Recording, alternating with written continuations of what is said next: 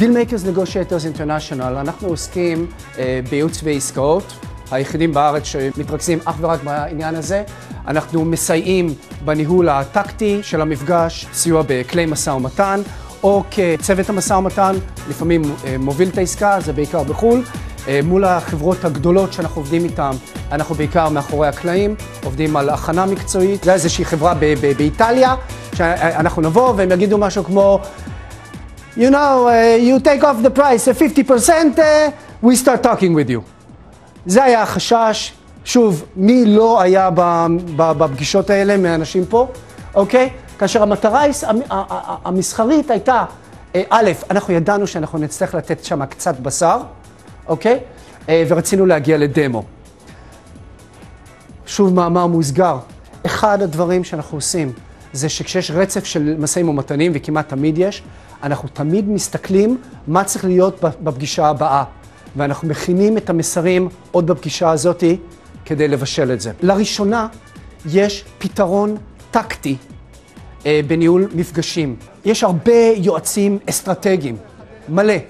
אני טקטיקן, אני מגיע לפגישה ואני אומר, אוקיי, איך אנחנו רוצים לסיים את הפגישה הזאת? בואו נעבוד על ה-last mile. כשאנחנו מדברים על מה זה בכלל משא ומתן, אני אומר שזה מורכב מ4 חלקים. מאווירת אמון, מיחסי כוחות, מהבהרת האינטרסים ותקשורת לפתרונות. תחשבו על העסקאות הטובות שחתמתם בתקופה האחרונה ובכלל. האם אפשר להשיג את המקסימום כשאין יחסי אמון? האם אפשר להשיג את המקסימום כשאנחנו בעמדת נחיתות? האם אפשר להשיג את המקסימום אם הצד השני לא ברור לו מה יוצא לו מזה? והאם אפשר להשיג את המקסימום אם אין ביניכם תקשורת לפתרון בעיות? ואם אנחנו ניכנס לעסקה לפני שבנינו את 4 המרכיבים שלה, אני אומר לכם שאתם תשיגו עסקה קצת פחות טובה. ואלה, רבותיי, כלי העבודה של הנגושייטור.